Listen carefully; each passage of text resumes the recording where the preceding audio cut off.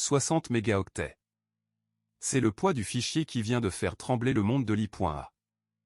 Le code source de Claude AI est en liberté. Et je ne parle pas d'une petite fuite, non.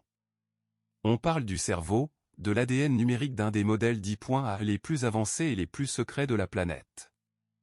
Anthropic, la boîte derrière Claude, a fait une erreur monumentale.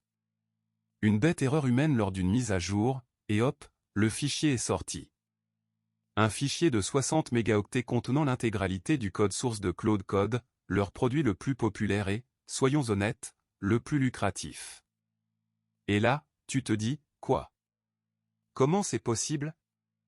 C'est la question que tout le monde se pose.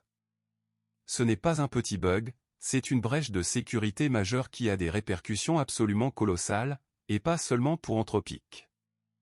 On va voir ensemble pourquoi c'est un game changer. La première chose à comprendre, c'est la nature même de cette fuite. Ce n'est pas juste un bout d'algorithme ou quelques lignes de code. Non, c'est le code source complet. Imagine que le chef cuisinier d'un restaurant étoilé laisse tomber son carnet de recettes secrets, avec toutes les proportions, toutes les techniques, tous les petits trucs qui font la différence. C'est exactement ça. Ce code, c'est le fruit d'années de recherche, de milliards d'investissements, et de l'intelligence collective de leurs meilleurs ingénieurs. Et maintenant, il est sur GitHub, sur Reddit. Ça veut dire que n'importe qui avec un peu de compétences techniques peut le télécharger, l'étudier, le modifier. Et ce que personne ne dit assez fort, c'est que cette fuite change complètement la donne en termes de propriété intellectuelle dans l'I.A. Jusqu'à présent, les géants comme Anthropic, OpenAI, Google, gardaient leurs modèles sous clé, comme la formule secrète de Coca-Cola. Ils vendaient l'accès à l'API, pas le moteur. Mais là, le moteur est à ciel ouvert. On va assister à une explosion de forks des copies dérivées du code original. Des développeurs vont prendre ce code, le modifier, l'optimiser, potentiellement le rendre plus performant ou plus spécialisé pour certaines tâches. À mon avis, dans 6 mois, on verra des dizaines de versions de Claude-like apparaître, certaines open source, d'autres monétisées d'une manière ou d'une autre. Et Anthropic ne pourra rien faire pour l'arrêter. C'est comme essayer de ramasser de l'eau une fois qu'elle a coulé. La question n'est plus si mais combien de clones on va voir.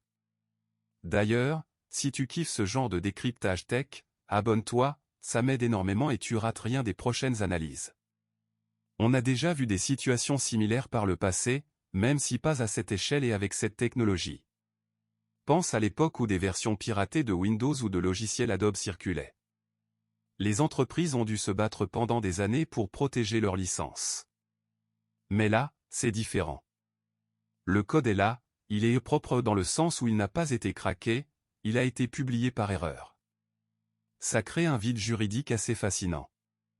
Est-ce que les développeurs qui vont utiliser ce code sont dans l'illégalité? Ou est-ce que c'est Anthropic qui est responsable de la fuite et donc de facto, l'a rendu public, même involontairement? La bataille juridique qui va suivre va être épique et va définir les règles du jeu pour les prochaines décennies en matière d'I.A.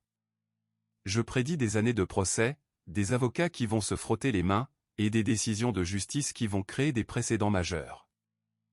Mais au-delà des avocats, ce qui est vraiment intéressant, c'est l'impact sur l'innovation. Certains diront que c'est une catastrophe pour Anthropic, évidemment.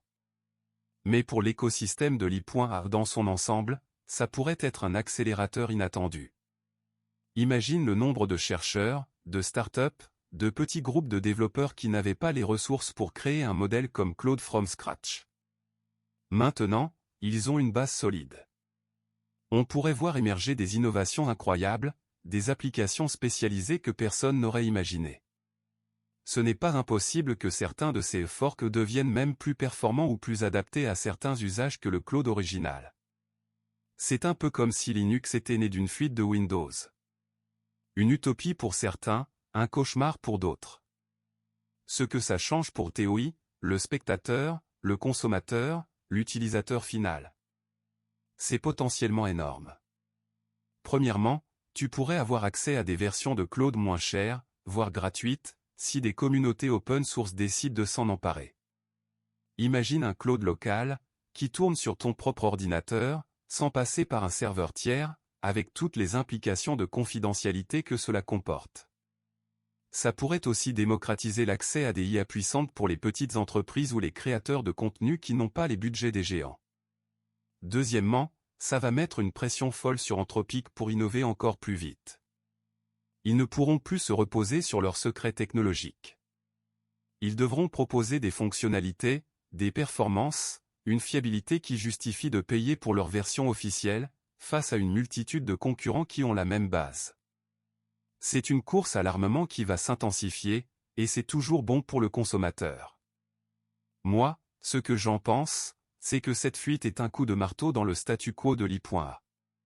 C'est un rappel brutal que même les entreprises les plus avancées ne sont pas à l'abri d'une erreur humaine.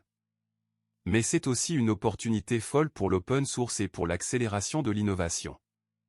C'est une situation chaotique, oui, mais le chaos, parfois, c'est le terreau de la créativité.